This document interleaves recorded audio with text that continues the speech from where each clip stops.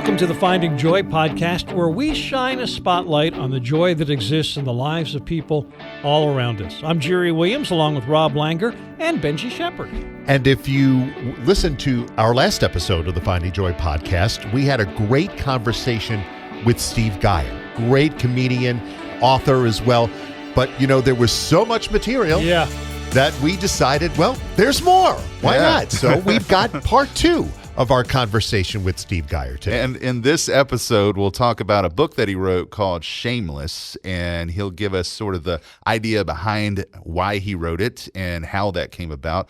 Also, with the pandemic going on, I thought that it might be a time where, ironically, some comedy material might come out of this. So we asked him about that. I'm surprised that you haven't yet tried to work in somehow the subtitle of the last episode in the book that he's got coming out. Who the poo are you? Yeah, I love that. If you want to find out more about that, go back and listen to the first episode with Steve Geyer. Yeah. Who the poo are you? And since, like I said, the conversation was so long, we've got 2 parts. Well, we had to set up a second Zoom call. Yeah, because we ain't paying. We got the free Zoom. Right. That's right. So let's get everybody connected here. All right, here we go. Let's get Steve back in here. Get Rob back in here. Still waiting for Benji. And here comes Steve. And here comes Rob. Ding, ding, ding. So, Steve, you've written a book. Tell us about Shameless. Well, Shameless was actually a blog. I was blogging for the the Huffington Post. Really? Yeah. Which is funny because it was the Huffington Post in Canada, and I don't agree with them on anything politically, but they liked my writing for some reason. And I didn't hold back. I mean, I was pretty much in your face about faith and belief in God and all that. And so one day my editor called me or texted me and said, "Hey, you're late. You're the deadline, And I said, "I'm sorry, I'm having a hard time finishing this blog. It's a 500-word blog." And she said, "Well, how short are you?" And I said, "Holly, I'm not short, I'm long." She said, "Well, how many words?" I said, "Like 20,000. And she went, "What?" I said, "Yeah, I'm like at 20,000 words. I can't stop." And she goes, "Well, send it to me." So I sent it to her, and within a day, she was like, "You have to finish this." She goes, "Oh my gosh." She says, "I couldn't put this down." She goes, it just it sucked me in from the beginning. She said, "You have to finish this. This is a book. It's not a blog." And I was like, "Really?" And she said, "Yeah." And I said, "Well," and so I just kept writing, and, I'd been doing research and stuff because I was doing the research on the blog. And then the research kind of took me down this rabbit hole. And so then I started sending it out to other people to say, "Hey, I'm writing this thing, looking for a publisher. Do you think this has any merit?" And I had one friend who said, "Man, I was sitting in my car, in the car wash, reading it, and just started bawling. And, people were looking at me like, 'Are you okay? Are you okay?'" I had another friend, fairly prominent person in ministry. I sent it to him and said, "Hey, would you look at this and just tell me what you think?" And he goes, "Yeah, it's not something I deal with, and blah, blah, blah. But yeah, I'll have a look at it." So I get an email that says, "Hey man, it's pretty good. It's really not anything pertaining to me, but it's pretty good, Like 2 days later, I get this email. "I would call you, but I wouldn't be able to talk. Oh my gosh, you nailed me. Write the DAMN book." And I said, "Okay." So I wrote it, and when we released it, I actually stopped. We had one publishing date, and then I stopped, and I said, "I want to rewrite this." And the publisher was like, "Why?" I said, "It sounds angry to me. I don't know why. It sounds like I'm angry." They were like, "No, it doesn't sound angry at all." And I said, "Let me do some rewrites." So I rewrote. She said, "How much do you want to rewrite?" I said, "The whole thing." She was like, "Wow." So I took several months to do a rewrite on some things that really I wanted to make sure that in addressing the shame that I grew up with, that I didn't shame anybody else in the process. So to be real careful, walk a real fine line. What I find really fascinating is that it's really popular among school teachers. I was doing a show one night, and this lady walked up, and she had her husband with her, and she said, "We didn't come tonight for the comedy show, because I was on this was just on a comedy. It wasn't couples night out. It was a comedy show. All I was doing was stand up. I wasn't doing any ministry. They said, we didn't come for the comedy tonight. We came to see you. And I said, oh, well, that's really sweet. Thanks. She had Shameless in her hand. And she said, I used to think I was this really cool teacher and, it was so funny and everything. And she said, when I read your chapter on sarcasm, she goes, it devastated me. And she said, I thought back on all the things that I have ever done to students over the years. And she said, I cried myself to sleep that night. And I said, wow. And she said, I came here because I wanted to buy a dozen books. I wanted to buy for my staff, for my faculty. And I thought that was kind of an enigma, and lo and behold, teachers, for whatever reason, teachers buy that book in bulk.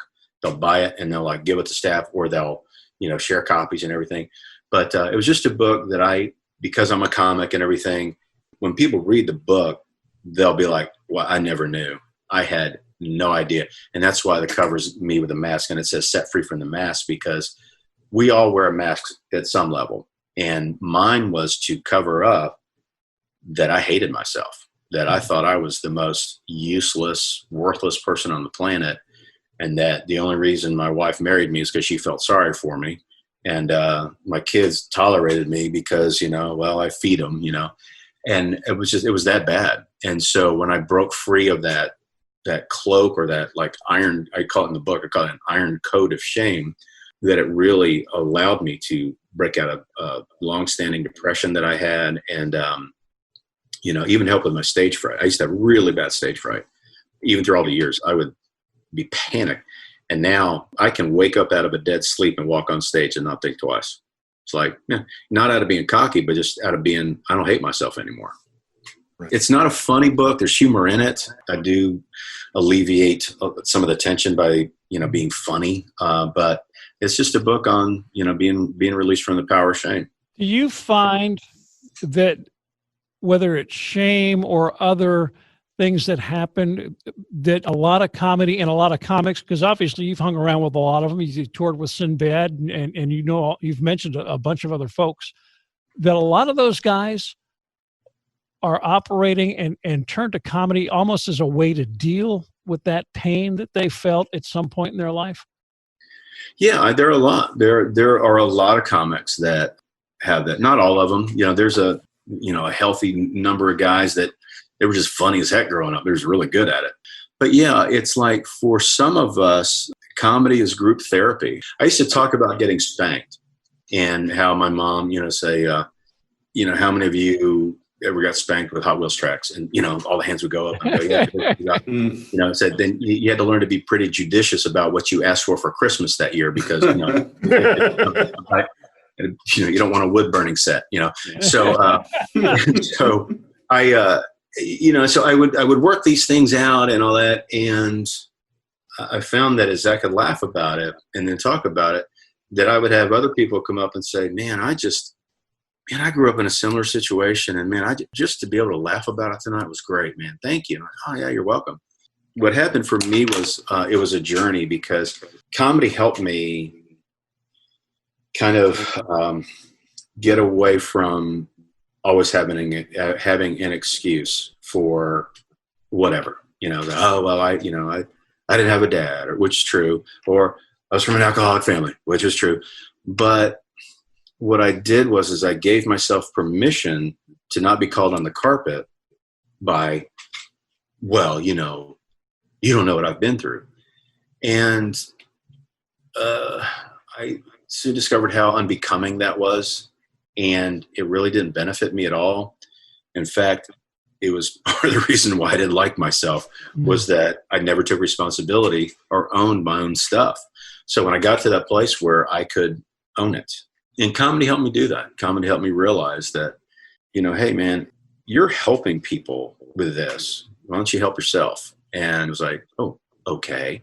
So it's like, and to circle back around, yeah, Jerry, there's a lot of comics. I know a lot of comics, who sadly have never gotten better. I know some comics who are the most angry people on the planet. I mean, they're funny. You see them on stage and they're hilarious, but man, backstage, man, they are just mad. It's like, as soon as they walk off stage, the smile goes, everything goes, and they're just like, and it's like, I'm not tattling on anybody, but that's part of it too. So there's a lot of anger in comedy. Speaking of painful times, I think the whole world's going through a painful time, all that goes with COVID-19. But does this time give you, ironically, any material? Yeah, Benji, it does. In fact, I've been asked to do a tour in the fall. As soon as they're allowed to start booking again, I've been asked to do this tour called It's Time to Laugh Again.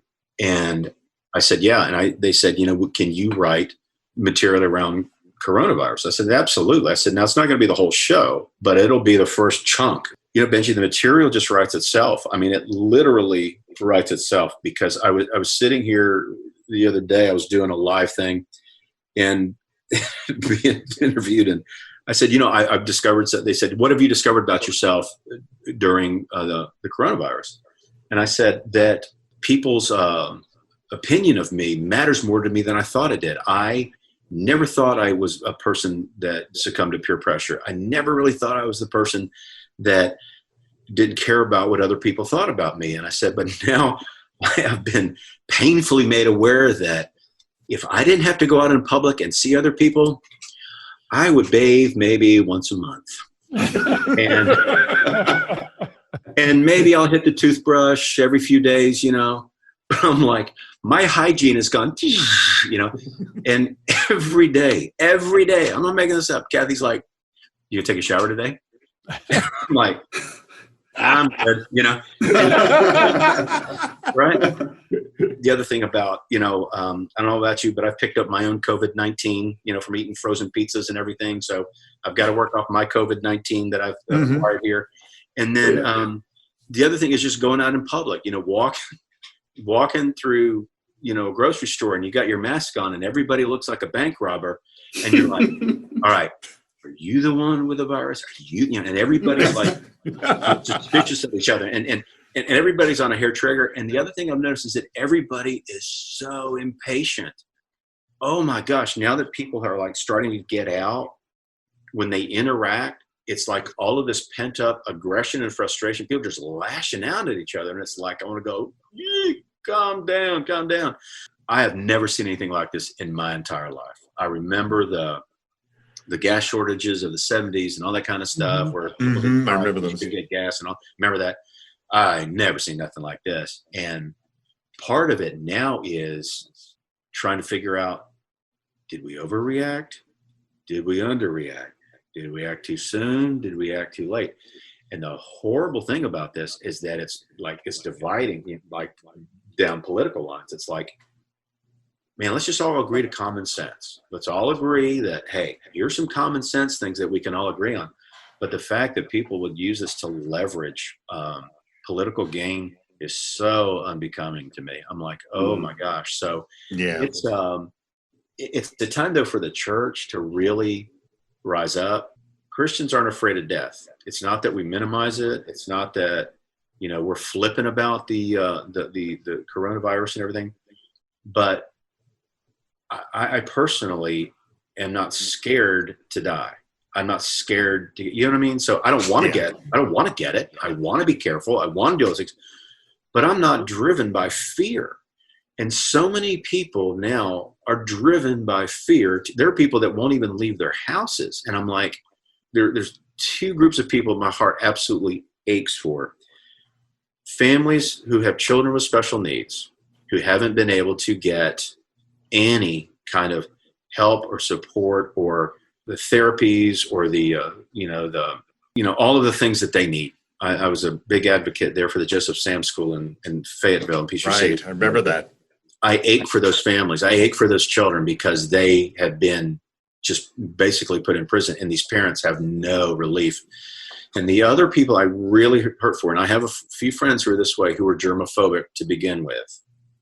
Now, I mean, they're like, man, they've lost their minds. I think that we should have been ruled by common sense and best practices and the science. But because people leveraged fear on people, man, it's just, I think it's turned into something that it was an unintended consequence. So I think it's for the church to be, look, don't be flippant, don't be cavalier about it, be wise, but we're not afraid. Christians aren't afraid. It's like, what if you get COVID-19? Well, I believe that I'll recover from it. But what if it kills you? I won't have to be in this stupid conversation anymore.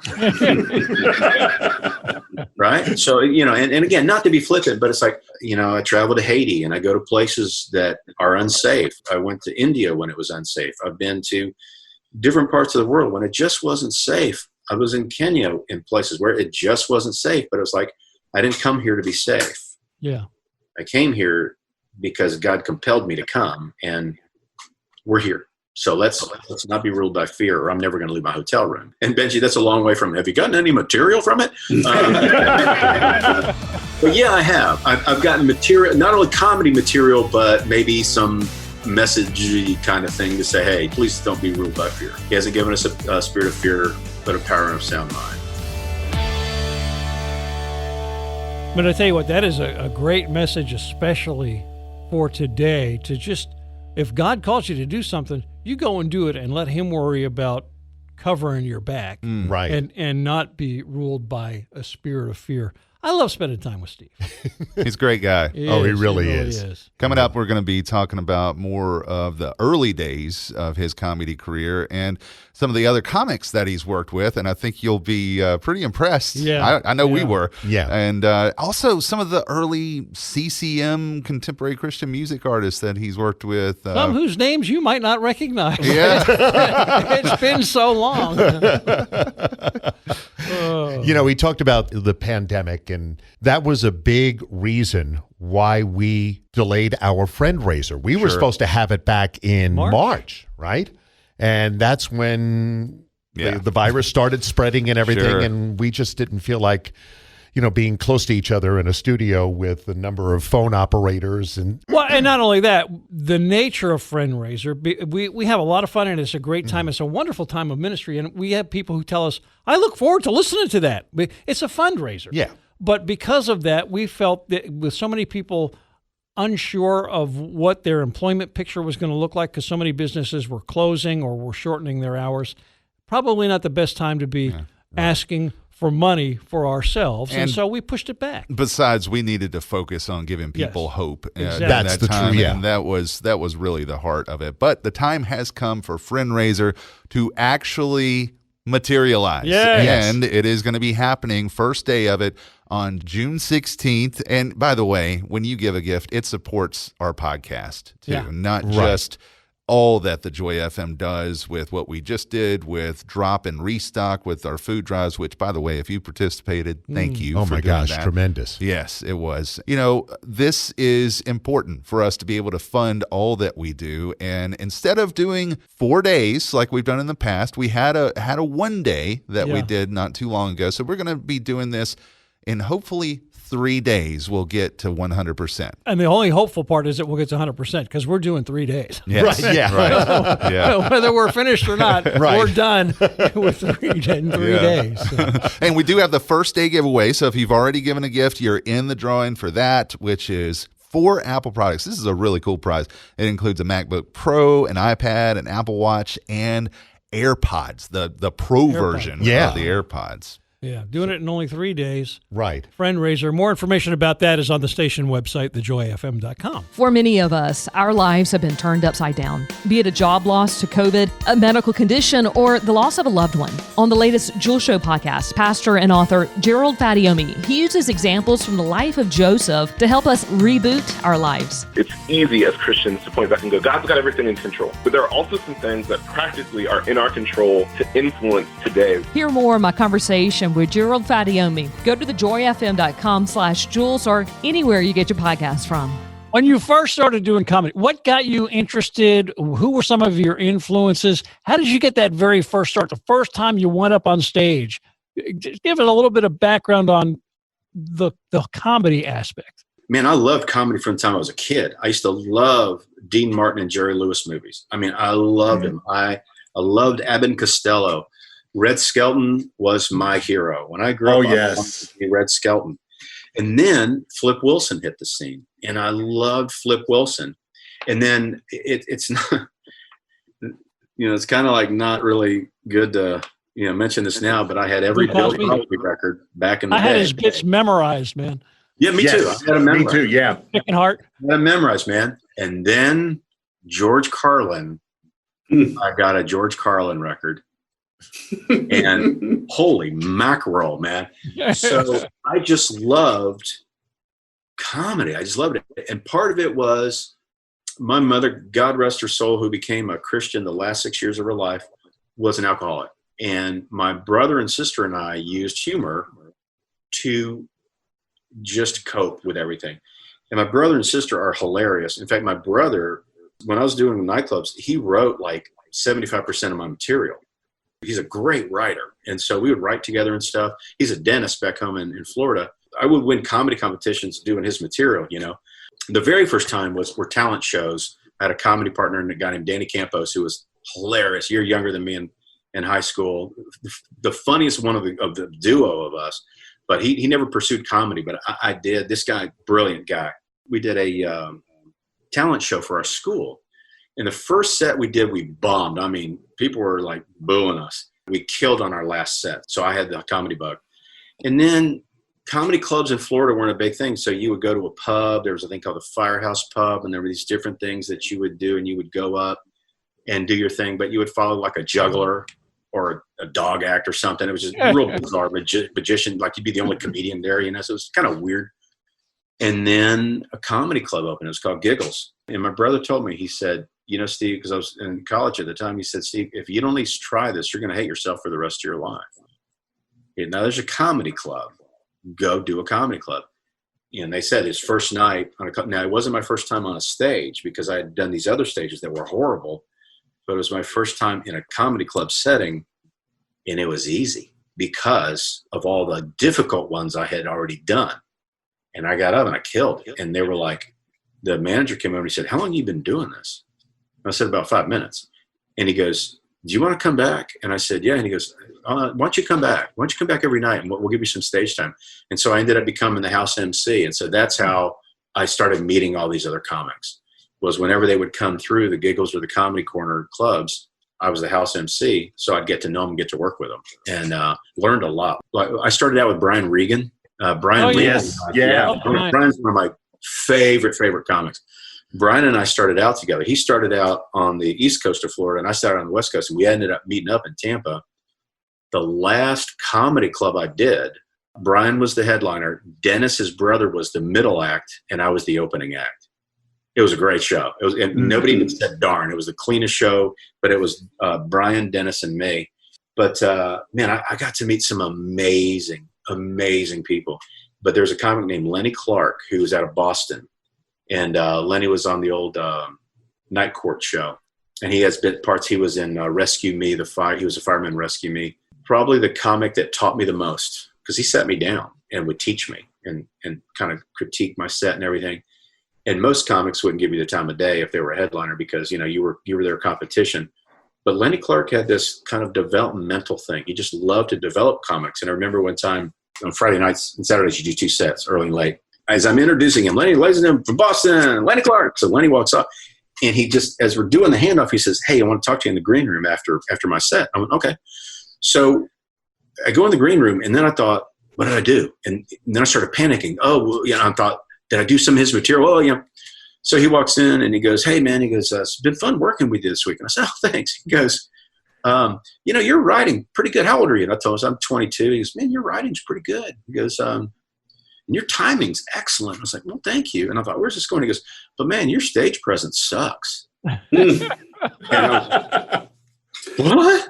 And I thought he was like because some comics try to get in your head, And he goes, no. He goes, I'm not trying to be ugly. He said, Steve, he goes, you were genuinely one of the nicest guys I've ever met. He said, backstage, he said, you're kind to the service staff. He said, I've seen you help them bussing tables between shows. He goes, you are one of the nicest guys I've ever met. He said, but when you walk on stage, all of that goes away, and you become this really rigid kind of like scowling guy. He goes, do you think what you're saying is funny? And I went, well, yeah. And he goes, why don't you ever laugh at your own stuff? And I said, well, you shouldn't laugh at your own material. And he goes, have you ever heard of Red Skelton? And the moment he said that, it was like these blinders fell off of me, and I went, he said, "You're not you on stage. That's not you." He said, "Take that guy that talks to me, pre-show, post-show.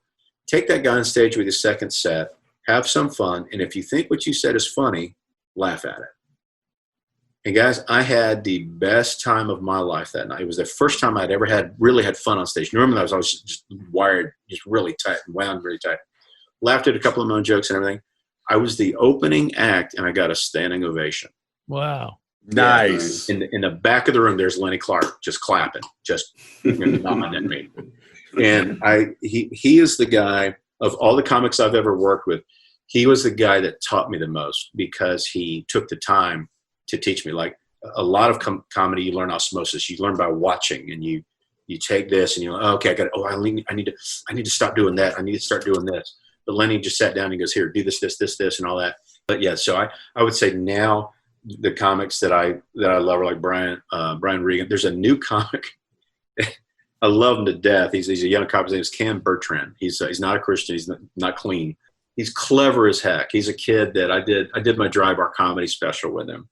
And after his set, I walked up to him. I said, "Kid, if you can avoid being a train wreck, personally, you're going to be huge in this business." He's just a funny kid, very clever, very funny, nice kid, really nice kid.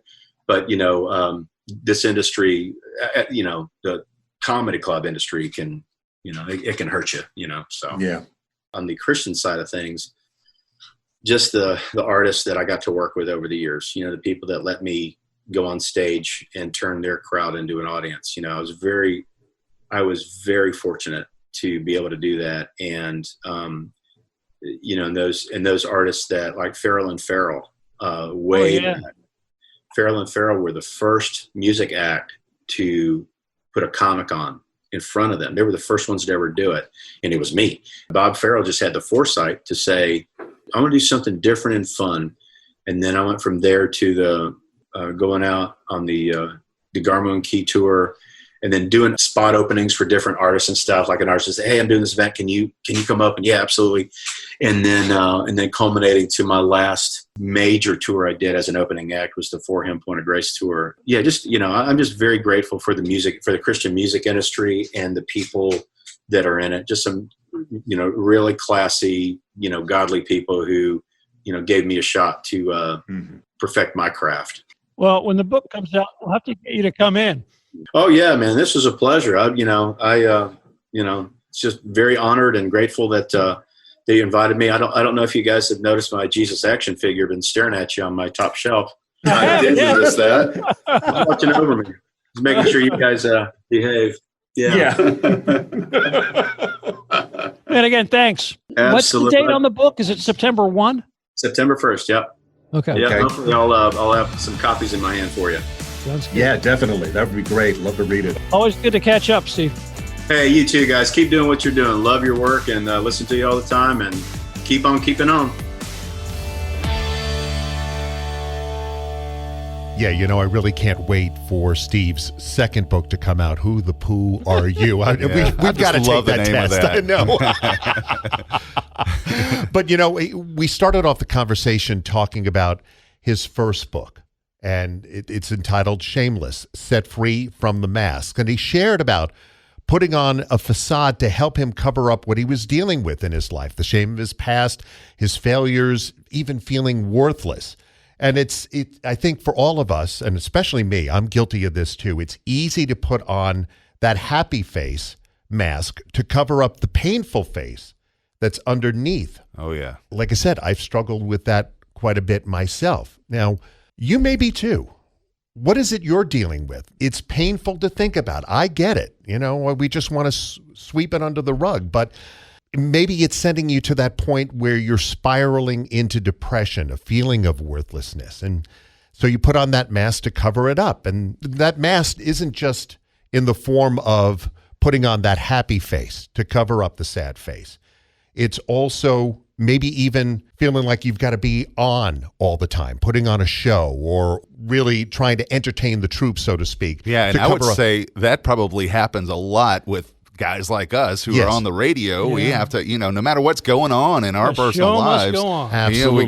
we gotta turn the microphone on and try to help people find joy. And I right? think you see that in a lot of church leadership too. I mean, there are pastors that deal with that. I mean, they've got to be up on that altar preaching, and they've got to look like they have it all together, but inside they could be hurting too. Sure. And, that mask also takes on other things like getting into addiction, drugs, alcohol, excessive eating maybe. Those are ways that you cover up your shame, your guilt. That's another mask. Freeing ourselves from that mask can lift so much off of our shoulders and bring us joy. Because God doesn't want to see you cover up your pain, your mistakes, your hurt. He wants you not to carry it. He wants to take it from you. And I found in Scripture Paul talking about that in his second letter to the people in Corinth. A life with Jesus can help remove that mask, free you from your guilt and shame, and also allow God to work through you to help others. I want to read from 2 Corinthians. This is chapter 3, starting with verse 16. But when someone changes and follows the Lord, that covering is taken away. The Lord is the Spirit, and where the Spirit of the Lord is, there is freedom, and our faces are not covered. We all show the Lord's glory, and we are being changed to be like Him. This change in us brings more and more glory, which comes from the Lord, who is the Spirit. And what Paul writes there is what really Steve followed. He started dealing with that pain in his life. It became freeing to the point now that he's able to use his talent, his comedy, to help others. So you don't have to live with that mask anymore. Let God work through you, through prayer and Scripture, and help you take off that mask and begin to experience that freeing joy that God wants for your life.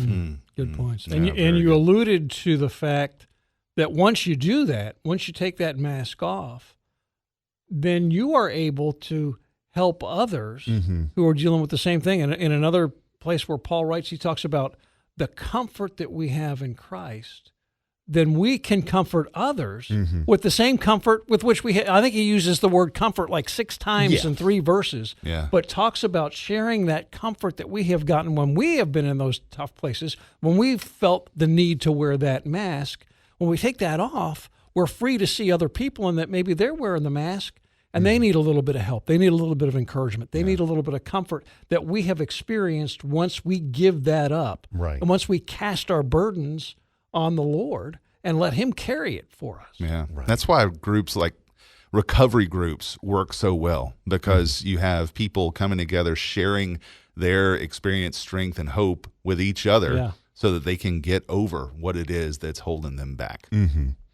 Now, guys, I'm excited about our next episode. I really am. This is a guy, we had a guy wander into the station one day. You remember that? Right, yes, I do. And he just wanted to meet us one day, and he got past the front desk, and and because of his voice, it is unmistakable. Casey Motter is going to be with us on the next episode, the voice of the Atlanta Braves. You got to do it though, like now batting for the Finding Joy podcast. Oh my goodness, this guy! I mean, we may have radio voices, but this guy's got He's got a set of voice. pipes. Yes. He really does. And he's got a great story on how he got this gig. I know. I don't know about you guys, but a lot of us in radio are frustrated other things. Next to doing play-by-play or color on an actual broadcast of a game, being the stadium announcer for a my professional word. sports team. Yeah, I'm not even as big a baseball fan as the two of you, and I would love doing that. Yeah, That would be exactly. incredible. That would be great. And He's also, got some great stories. He does. He really does. Also, we are going to have another What's on Your Wall, and this time, Me? Jerry. All right. Jerry Yes. Williams. I got to straighten up Get my ready. wall. Yes, Yeah. clean up. He's going to straighten up his wall. Replace those ceiling tiles. Yeah. June 18th is when our next episode is going to come out. Now, if you don't subscribe let's Well, go ahead come and on. correct What are you that. waiting for? Come on. Seriously. Apple, Google Play, everywhere else that you find your podcast, give us a 5-star rating, review, and that's going to help us get this out to more people. Yeah. If they see that you like it, It shows up higher in the results. Yeah, and that's things right. like Yeah. that. If Sort you of- like this podcast, you yeah. might like this one, kind of thing. Sure. And we have a lot of bonus material as well, and we love to be out there on social media, so you can follow us on Instagram, Facebook, and YouTube, and all of those links are at our website, thejoyfm.com. And you can always email comments or questions, maybe suggestions for future podcasts. And I can never remember this email address. And on our little notes thing, you never put it. I never What is put it the there, email address? but I know it. It's what is it? No, it's Finding Joy Podcast at thejoyfm.com. Okay. Finding Joy Podcast at thejoyfm.com. We would love to hear from you. And honestly, somebody will respond Yes. if you Yes, email yeah. us. Absolutely. So June 18th, the next episode, Casey Motter. And thank you so much for listening and allowing us to be a part of your day today. We're out there finding joy wherever it may be. And who knows, we might show up where you are someday too. That's right. Join us next time on the Finding Joy Podcast.